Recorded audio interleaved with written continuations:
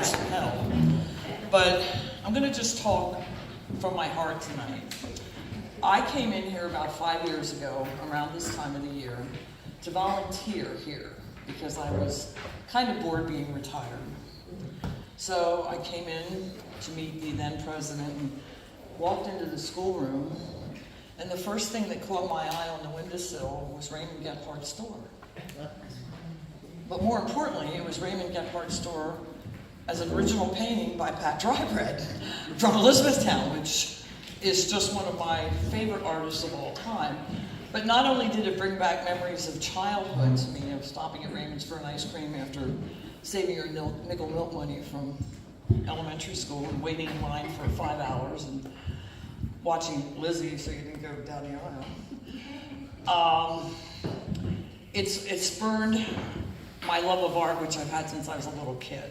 I always wanted to be an artist, but things didn't work out that way. I graduated from high school and wanted to go study under Ned Wirt for 2 years at Indiana University, but unfortunately my mom was ill. My dad looked at me and he said, "Dixie, there's no money for college. Your mom's sick and need help in the office."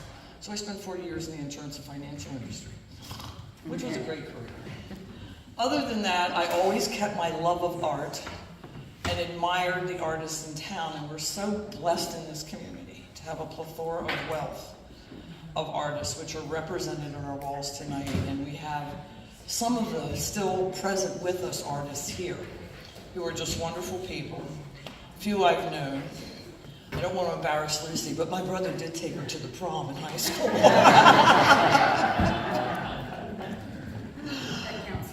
Yeah. But I'm going to be walking around and asking some of these folks some questions, and welcome you to ask questions also. But what we have represented on these walls is not only history of our community, but history of the people of our community, who thought enough to put down their thoughts of this town. Now, granted, the abstract is a little different, but we represent everything. First, Pat Drybread. I don't know if anybody here isn't familiar with Pat. She's been now a long time. I was privileged to know that family and dealt with them, went to school with their one son. And Pat was always an inspiration to me. I remember the very first time I saw her work was in Bob Shiner's gallery. Do you remember that on West Side Street? And there was this little row of rural mailboxes on a wooden fence. And I bought it. And then I started scouring the galleries for her work. I cleaned out the one of the old firehouse, and I cleaned out Bob, and all of a sudden Pat's work disappeared. And kept in touch with the family and visited.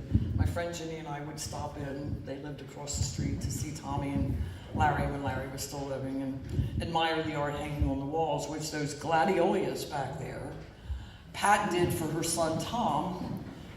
He picked her a bunch of gladiolus and she painted them. But there was one problem. Before she got done, they kept dying, so he had to go pick her more. And I was so thrilled to be able to buy that. Tommy Drybread died about a year ago in June, and his sister Amy reached out and invited me up to the house and allowed me to purchase some of Pat's original work, which I was just thrilled to death to do. I just got another piece at the auction on Sunday.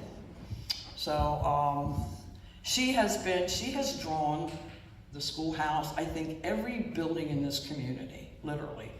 The square she did for 18 years, she did the program for the E-Town Fair. Remarkable artist and a very humble, wonderful lady. Next in line would be Ned Wirt.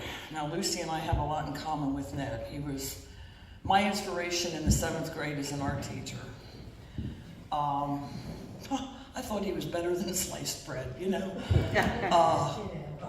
Ned recognized everyone's talent. I don't know how to say it. He was a gifted man. And that was the first year, junior high, which is what we called it back then in 7th and 8th grade. You were in junior high. We were allowed to compete in the national scholarships. And he gave us each a word. And you had to paint or draw the word he gave you. So my word was fire. So I drew flames in watercolor, and I still have that painting from the 7th grade at home. And he thought it was that good, he entered it in the Scholastics, and I was the first 7th grader ever to win an honorable mention for my work, which I was just, but it was all because of him, you know. In 8th grade, they tried to move me into another art class. Well, I've never been known to be shy, and I wasn't even back then. So I kind of pitched a fit and got moved back into Mr. Wirt's class for 8th grade. And thank God, because in 9th grade, he decided to leave E-Town and return to Indiana University and teach there. But I did have other wonderful art teachers. Helen Shealy for years, Carol Solaski, who is now gone. We did a lot of backdrops and work, but I even had Gene Garber, the baseball player, as a substitute art teacher in my 12th grade because Mrs. really got sick. Ned was great. As you can see, he was an abstract painter, but that painting in the middle of the house, he was a wonderful realistic art painter. We lost Ned, unfortunately, a few years ago. He was 81. I was privileged to see him when he came back into E-Town to the gallery or to Lancaster Arts, and he always stayed in touch with a Christmas card. The next one going down the aisle, again, is abstract. It was Jim Showers. Jim Showers was a personal friend for a long time. Many of you might remember him. His last job, he worked at Floral Designs for Jill. Jim was noted for his florist work, but he was also, the man had more talent in his little finger than I can begin to explain to you. I would meet with him once a week and we would draw or paint or take nature walks. He could identify every weed that God ever created, but to him it wasn't a weed, it was a gift. And we would create beautiful things out of these things. We would take reeds, anything from nature. We made owls and Christmas decorations. I think Jenny might still have one that's frail. But he was just a wonderful talent and always so willing to share his work, as plus as being a fantastic gardener. Jim unfortunately died, it'll be 2 years this June, and some of my inspiration kind of went down the drain when he died, but maybe I'll get it back. Now I did miss Jill. I just realized that, Jill. I miss Jill. Jill's first on the wall. Now, I don't know Jill well, but she's in my Zumba class every Friday. And we dance around the floor occasionally.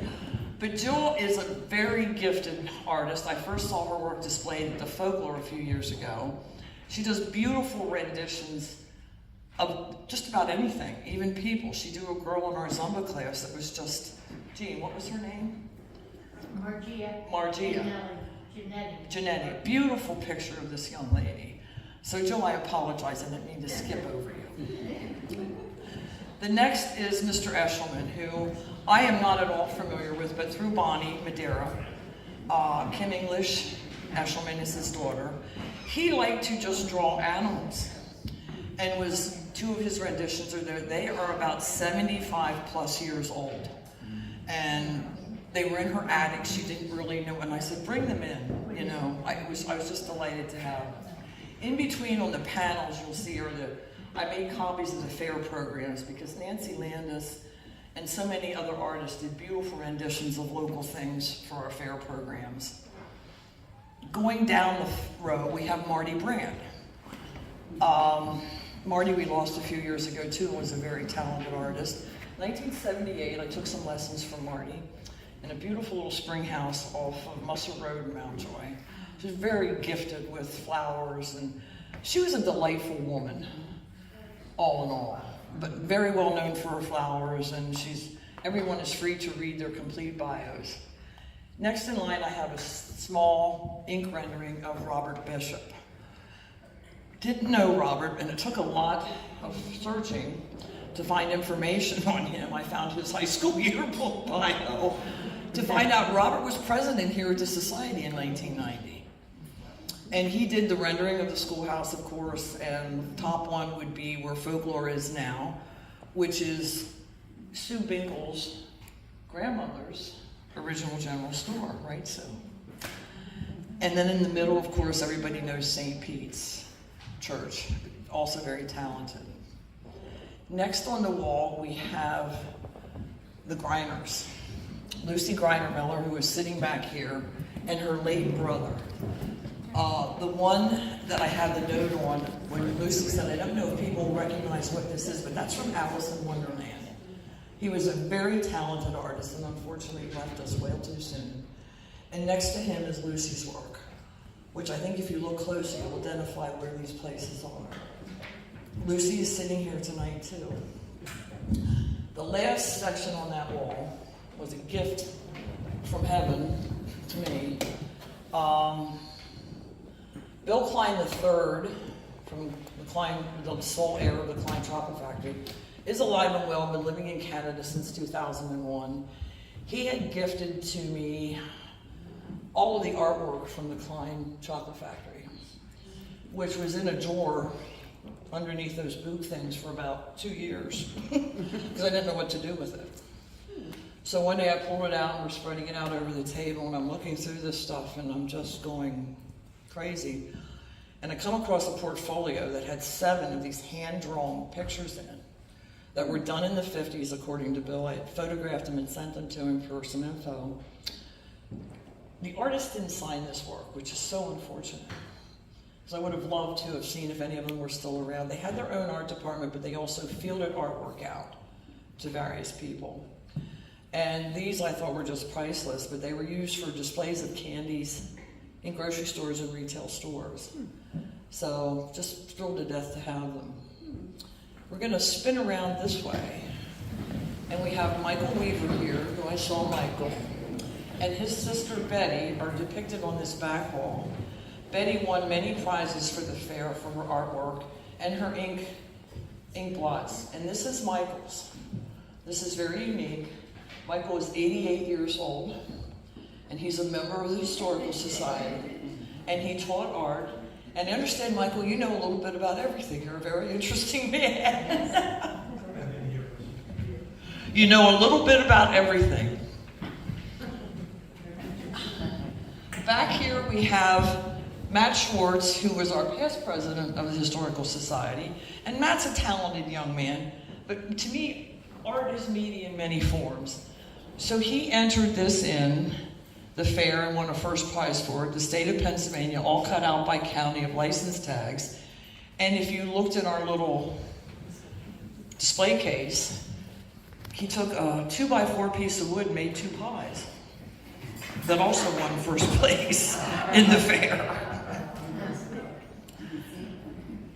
So we have wonderful talent in this room. Now I'm going to walk around and just ask a few questions. But first, I had a special gift come in last Thursday. I was here doing my volunteer work, and the gentleman came in and introduced himself. And he said, "I'm Ed Biemendorfer." And Ed and his wife are here tonight. I asked them to please come. And he brought me this collection of his late brother, Leslie. Leslie Biemendorfer was the vice president of this society way back in the 70s. And he is responsible for this picture, which is an original. This is our logo for the Elizabethtown Historical Society, which I am really pleased to have. And on the back, it says, "To the class of 57, 25-year class reunion, 25 September 1982. Original pen and ink drawing, best wishes." And then Ed also shared some of Les's beautiful work. He would hand draw his greeting cards and do notes. Just beautiful. You'll have to take the time to come up. And Ed also brought Les's picture in. Now we lost Les in 2018, right, Ed? And I had the privilege of meeting him once when I went to a 70th birthday breakfast with the class of 57. I was the mascot. And Ed was sitting across, and it was just so thrilling to talk with him about art. So this is my presentation. This has been, ever since I saw that first dry bread on that windowsill, I thought, we're going to do an art display sometime in this museum. And this was my deal this year, and I hope you appreciate it. I'm going to walk around and ask a few questions from people. And if you have any questions of any of these artists. I have one thing. Ginny. What about those 4 pictures next to Matt? Oh, some little twit I know did that. No. I doodle. I never had it. I had some art lessons from Ned Wirt and Marty Brandt. When I retired, I worked for my nephew in a little market in Mountjoy, and he wanted me to have a dog stand, so I made homemade dog treats. And I had drawn a couple pictures of my dogs over the years, and I pulled them out and and I just set them around for decoration. So I had people come in and ask me, if I bring you a picture of my dog, will you draw it? So I said, okay. So I started drawing dogs. The one in the right-hand corner is my dear Lady Beagle, who I call Pootie Doo, and the one was a consignment of 2 dogs sleeping in the back seat. Then I got inspired with faces, one of which is sitting right over here. She's hiding her face now, but you'll recognize her. It's Jean Chubb. I had a house in Delaware for a couple of years, and Jean went down with me, and she was sitting there so nice one afternoon on the couch watching her cooking show, and I came down the hall, and I thought, God, what a great picture. So I just snapped this photo of Jean, and the more I looked at it, I thought, well, I'm going to draw that. So I did. And the other one, a couple of you might know, is Jim Huffman. Jim's also a lifetime member here, and he's not very active. He's a little old and a little cranky right now, I hear, but a very good collector of historic art. But my brother had invited him. They were friends for many years. They were car buffs. My brother had invited Jim to Christmas dinner. And I was watching these guys, my brother and Jim and another fellow, who were all in their mid to late 70s at the time, talk about old times. And I took a picture of them, and Jim's profile was just so striking. I sat down one Sunday afternoon and drew that. And I haven't done anything for a while. And losing Jim Showers was kind of a little hard for me to step over, because we would meet literally once a week and draw or paint or make something out of the weeds we found in the backyard. So this inspired me a little bit. We'll see. I had a man ask me if he brought me a picture of his dog, would I draw it? And I said, I'll give it a try, right, Ed? Thank you, Virginia. Ed, I'm going to start with you, if you don't mind. Well, yeah, we have to. I didn't talk that long. This isn't about me. This is Ed Biemendorfer. This is Les's brother. And you're who? Jim. This is Jim Biemendorfer. And Ed brought a few things in to share about Les. Well, first of all, I found my father's sketch pad from 1928 that he did sketches, and I guess that's where my brother Les, really got started with. But, 1928. Yeah, 1928 sketches. They used different sketches. What a treasure. But back in 1970, I guess the Historical Society started. And I think he became a member and was vice president in 72. He did Christmas cards for the organization. He also did Christmas cards for Klein, and then when he went to M&M Mars, he did their Christmas cards. But he also did other Christmas cards that he sent out. I think he got a lot of his inspiration from Eric Sloan, was the type of drawings that he did. And he also went down to Brandywine River Museum, the Wyeth place, but twice a year he'd go down. And he went down to Hank's Restaurant in the morning, because that's where Andrew ate breakfast. And both times he missed Andrew by half an hour. But he never gave up. He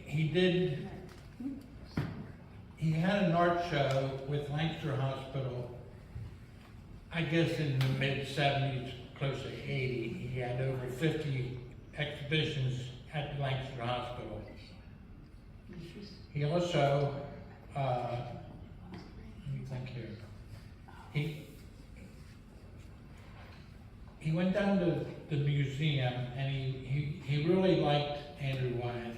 And he wrote, he went to the mill, but he like dead end and no trespassing and this and that. So he wrote Andrew Wyeth a letter. And after a while, he got a response from that letter. 1997. In 1997, it says, I give you permission to come out and do drawings of the mill and the mill house. Sorry, this took a year delay. Sincerely, Andrew Wyeth. Isn't that awesome? And then, this date here, received your letter on Friday, May 16th, and was totally elated to give permission to do the drawing of the mill. Okay? And no house. Yeah, and the mill house. Thank you, Ed. And he also kept in contact. Well, he went and seen his granddaughter down in Lancaster at a show that she had, and he got pictures with her. And then with Andrew's card, his wife Betsy sent him a card and signed it. But he was very fond of Andrew. But then he also, let's see here, he also went up to Old Saybrook to try to get into Katharine Hepburn's compound.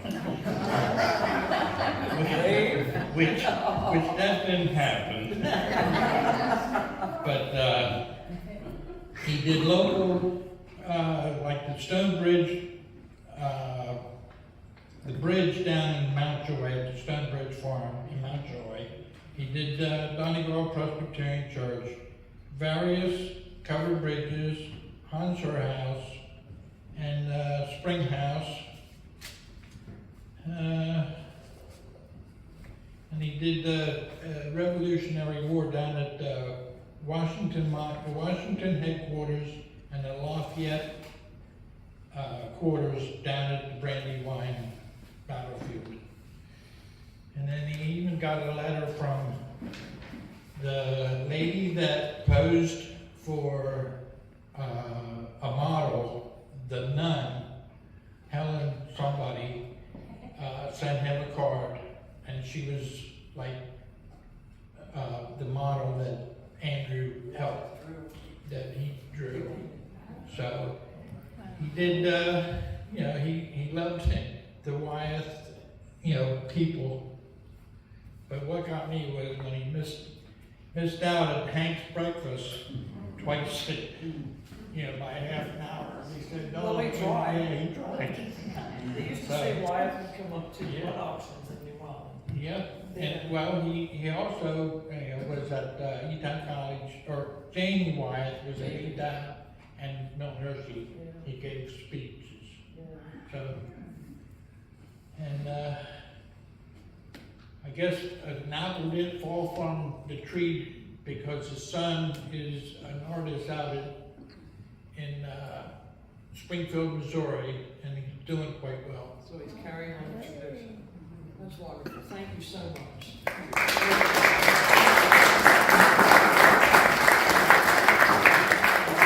Now we're going to ask Miss Lucy some questions.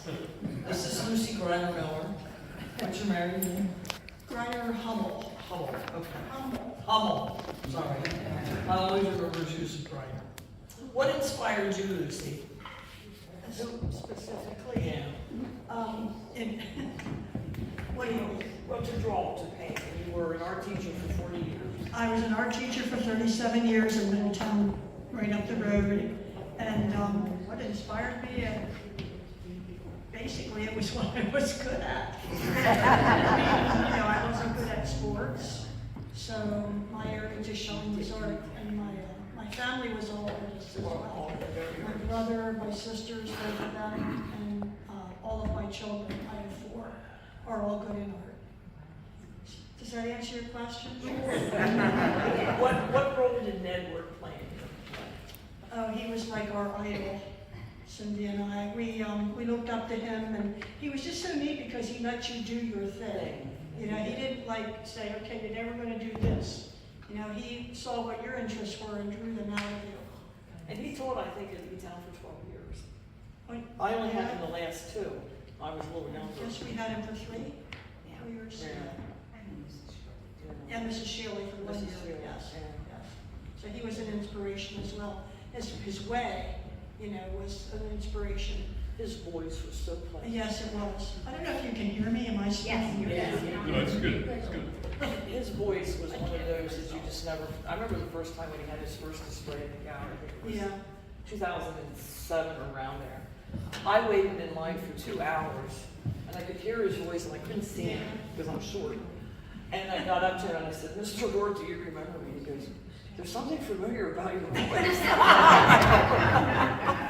Well, But it was like, what a thrill to see this man again Yeah. and to hear him.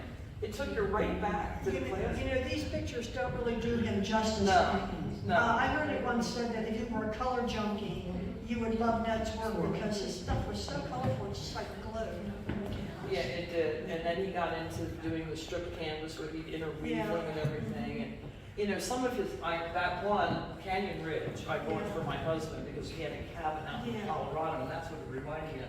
And when I took it up that night, Ned said, "Why did you buy that?" I said, "It reminds me of my husband's cabin." He said, "The name is Canyon Oh, Ridge." that's cool. Yeah, but he was so gifted and just so, he was a gift, wasn't he, Lucy? Oh, yeah, he was. Did you ever study under him? I took a couple of classes. Well, he but had I him was down studying the, under. yeah, I took I some did one classes. down there, Yeah. and I went to a workshop he had up in near Brush Alley. And he would come back and do art classes in the old gallery there, where the old firehouse was. Yeah. And he would always call me and say, "Oh, I work Saturday mornings." Jesus. Yeah, did you ever do any of them, Lucy? No, I didn't do any of them. No. You still paint? Yes, I do.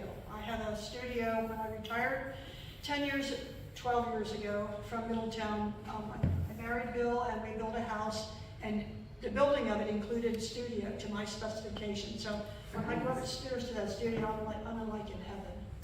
It's perfect. She's just like Nick, I think up until he got too ill. He had kidney failure. He was on dialysis the last few years. He lasted about 5 years on Yeah, it. he did. He said he would paint 6 to 8 hours every day. But I don't. I have 11 grandchildren between us. Oh my gosh. I don't paint as much as I Who wish. has time to paint with 11 Right, grandchildren? so Yeah. I paint when I can, but it's not enough. And you still like to do the local scenes, Lucy? I do. I live across from the mill, so I painted it from my viewpoint. And then the Star Barn, I was kind of not upset that he brought it to E-Town, but in bringing it to E-Town, artists weren't allowed to just go there and paint it. So I thought, I'm going to do that. So every day I passed by it and I would take numerous pictures, especially when the leaves were not on the trees, and compile them together to paint that. Cool. I have a question for Lucy, may I ask you? I'm looking at your, she's my neighbor.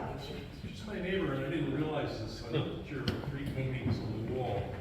It seems like the strokes are so fine and small and intricate. Yeah. Is that your style? I don't really know what my style is. It was, but Did it take a long time? Yeah, I bet it take did. forever. Yeah, It because takes me they're a so year or involved. two to do that, because Yeah. I don't paint consistently. Take And Lucy, do you do oil or acrylic? It's oil. It's oil. Do you know how long that takes to dry? I do. It's eternal. But the one of the trees is not, I guess there's some fine detail in that. but No, more so the 2 buildings. Yes. Aberdeen Mills and. Yeah, I like to paint tiny details. Yeah. Lucy also did, and I forgot to mention it, in the case behind Marion and Sugar City, the little clay houses. Yeah. She makes little clay houses that are so unique. And there's other glass work in there, which is from one of our past presidents too, which I forgot to mention, Kathleen Forney, who does the glass fusion. But there's old houses, and what inspired you to do that? I used to do them with my fifth graders. And I just love houses, I always have. So I fashioned it around a milk carton. They all had to bring in a milk carton, and we built it around that, and then pulled the carton out and let it dry, and I fired them and colored on it with marker. Did you ever get finish building? I have a picture started of that, Of but it, it's okay. going really slow. Any other questions someone would like to ask of Lucy? Please do. Thank you.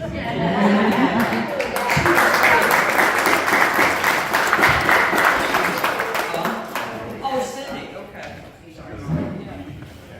Just to let everyone know that between Lucy and I, and this was like a big deal, I decided I was going to ask Ned, as I then was calling him, Nedo. I wanted to know where Lucy and I stood in his rank. This is true. And because we went to all his, open houses, we were loyal, we won a lot of prizes between us, and it was all him. And also want to mention this, it's the only time in Elizabethtown High School that 2 people from his class still stands. One, best of in these, what was it, Scholastic? Yeah, the Scholastic. You got graphic and I got mixed media. Yes, unfortunately she doesn't have hers, but I still do. Yeah, and also, when I did ask him where we rank, and he laughed, he goes, only you would ask that. I said, that's right. Isn't he? Because I had a major crush on him. Big Oh, time. who didn't, Cindy? Not everyone liked him because they weren't good in art. I forget if you're good in art, you liked him, he was. And he said, we're 30, in his top 30. So I'm assuming I was probably 29 and Lucy was 30. You might have been 1 and 2. That's right. Right, Lucy? I went down to the last, when he was down in Lancaster, and Jim Showers was with me, and Kathy Foley from Bainbridge, who was also the artist. And we were talking, and he specifically mentioned Lucy's name. He said she had more talent than I can describe. Yes, he did. Yes, he did. And I said, I don't see her anymore. I said, not since my brother took her to the prom. But he did, he complimented you specifically, Lucy. We were just talking. And I was concerned, I asked, Ned left because the school wouldn't let him do the expansion in the arts program like he wanted. He got so frustrated. And he shared that, and I was just heartbroken to hear that now after all these years, because he was a gift at Eton. And Mrs. Shirley was good. She make you draw little trees. I was so sick of drawing trees, I couldn't. And then she got ill, and Carol Shalasky was good too. Oh, yeah, my kids had her. Ned was a gift. Thanks, Lucy, but I wanted to share that with you in front of this audience. You're welcome. And now, Michael, I'm going to ask you to just tell us a little bit about your art career. Well, I taught for 30 years in Donegal, and I mostly taught junior high school. I was active in every kind of art. I sang, I was at the Fulton Opera Workshop, what have you. And I played at F&M at the Green Room, Right. But In between, you had time for woodcuts, right? this was the very first one I ever did. I never had any experience with woodcut. I was doing graduate work at Penn State. And when I finished, everyone in that class wanted a print of that. I could have made money. I gave it away. But that really got me a big fat A, I'll tell you. And I also won a first prize. Oh, very good. And how about your sister? Did you paint with Betty? Oh yeah. Yeah? an inspiration all my life. Oh, I guess. I watched everything she did. I read all her books on art. You know, I listened to her music. You know, she was a real inspiration. I never met her, I wish I would have had the privilege. She could do anything. Yeah. She's one of those multi-talented people. Because she did the little ink graphics too that we have in the corner there. Oh, I'll go over and look Yeah. at them, yeah. Yeah. Anything she set her mind to, she could do. And do I understand when you brought that in, is that the last picture you have of what you ever did? That's the only one you kept? That I have on the wall The there? one you could find. The only one you can find. We were gonna bring in the posters that you did for the opera. Yeah, that stuff is all packed away. I can't find Posters it. for the opera. Wouldn't you love to see Yeah. them? Yeah. So Yeah. we can do we'll go through them again like we did the family photos. It'll be a good opportunity to get together. Yeah, yeah. Michael's here with a number of family members. Yes, that's so neat. Bonnie, who is one of our members and one of my trusted volunteers, thank God. And Jill. And Darlene. And I'm Darlene. from Delaware. From Delaware, and Darlene is involved with the Lewis Historical Association. Oh. Lewis, Delaware, which is interesting. Lose. Lewis. Jenny always corrects me, I always say Lewis, it's Lewis. Michael, thank you for being here. Thank you. And thank you for sharing with us. Thank you for the response. Oh, I'm honored. I mean, when It's this not was, supposed to be a pretty picture. No. It wasn't meant to be a pretty picture. no, not all art is pretty. I had to dig deep. What were you thinking when you did that? It's called The Autonomy of Age. And she's not picking up a cabbage. That's a child in the field. Look very closely, you can see the arms and the head. Yes. And, yes. How many prints did you make from that woodcut? Probably 25, something like that. But I could have charged them. Anyway. Too soon old, too late smart. Michael, thank you. I think we're.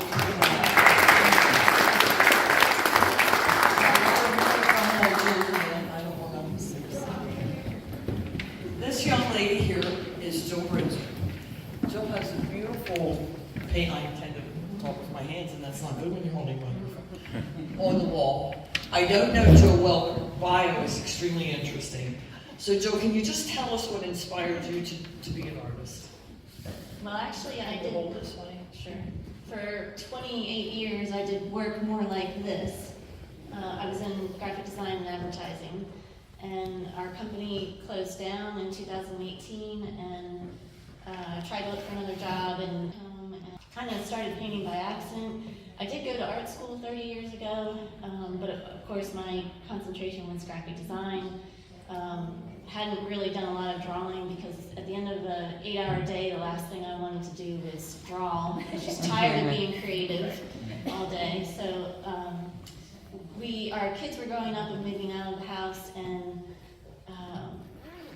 we were changing around the rooms, and I wanted some artwork in our son's room, and I thought, oh, well, I'll just dig out my old, I never actually took formal painting classes. I did draw in college, but I took a couple of art association classes, just introductory, so I had paints that were literally 30 years old, and I brought them out, whatever still worked. I did a painting that I copied. It was a painting of a surfer, and I knew nothing about surfing, so that's why I copied another artist, and it was just going to be hung in my house, so I didn't worry about the copyrights. But then it was a huge painting. It was like 40 by 30, and for some reason I decided I would do one for my daughter's room. And this time I had many photographs of our cat, and I actually painted the cat, also the same size, and it just took off after that. So I started doing portraits for people, and now I just do still lifes. The ones that are up there are actually giclée prints, and so the paintings are larger. They're actually done a couple of years ago, so I've only been doing this for 5 years, but in that time I've probably done I lost track, but it's probably like close to 150 paintings. So I work in acrylic, and it dries a lot faster. And I think what it is that I get bored. So if it's an easier painting, I can complete it in a week. And I don't paint 8 hours a day, but if it's more complex, I'm looking at maybe 40 to 45 hours over 2 weeks. I just juggling other things in my life, so, and I can only do it for so long, sitting there, but, so it just kind of took off, and I stalled last year. I had gotten COVID. My daughter got married, and I was helping her. Actually did I still do some graphic design pieces. I don't really advertise that I do the work. I just do it for friends and family for free. So I didn't get a lot of time last year to paint. But this year, I just got accepted into my first juried outdoor show. Wow.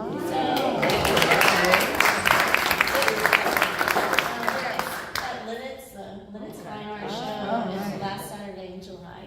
So, Wonderful. love to see friendly faces. Are you exhibiting anywhere currently? Now I've never gotten into a gallery. I had done a coffee shop earlier in the year, but I usually post on my Facebook if I do any kind of shows. But So we can follow you that way. yeah, sounds good. Any questions or comments for Jill?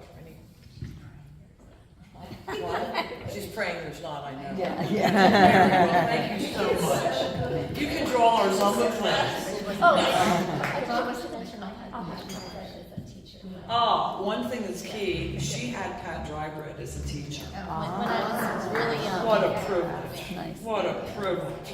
I would have died to have Pat Drybread as a teacher. Thank you. Any questions for anyone? Because I'm about talked out. And we have a little extra time then for snacks before the meeting starts. I'll make a couple comments. Okay. Bob Bishop was my dad.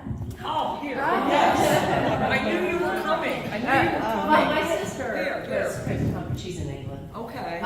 But yeah, he was my dad, and he was an architect, and well, obviously I wasn't born yet, but it's before you needed a college degree, and he would go down to Penn for night classes to get his architectural, I don't know when they got that license, it was a degree, college degree.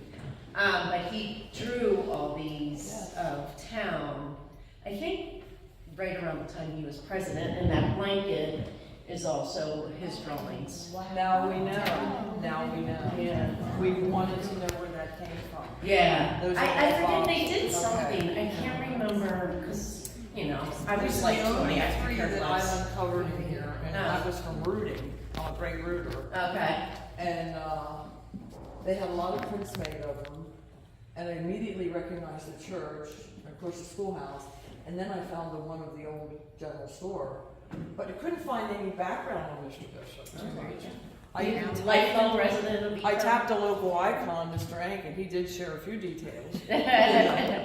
But he was president here, I think, in 1990. We found some old newsletters. Honestly, I couldn't even Yeah. have told you that. It's Yeah. horrible. He's no longer living. When did he pass away? 2000. In 2000. Okay. Yeah. But like the leaves here, he loved that style, and I think he got a lot of his from Frank Lloyd Wright, architecture-wise, and I don't know if anybody knows Bob Bitts. I have one of Bitts. I have one. Well, my dad had two of them, so Yeah. my sister and I each got one. Yeah. But that totally reminds me of Bob Bitts. Bob painting. Bitts, yeah. Do you know, are you familiar with Bob, Lucy? Robert Bitts? No, Bob Bitts, yeah. Is he still around? I think he's in Lidditz. Is he really? Yeah, he used My to be his sister- room where she's gallery a lot. Yeah. Yeah. But also, I got absolutely no talent. My sister got it all. And she paints and draws. But my sister, Trilby, was really good friends with Jim Showers as well. Yeah. Not so much the artistic side, more plant side, because she. I remember that works with name when you plants. mentioned it, yeah. Yeah. And the plants. It was sad Yeah. passing, but, He was a gifted, wonderful man. oh, his Had a great Longwood voice, garden too. and stuff. Oh, Yes. oh, Yeah. yeah. Every time I go by his house, I go cry. Yeah.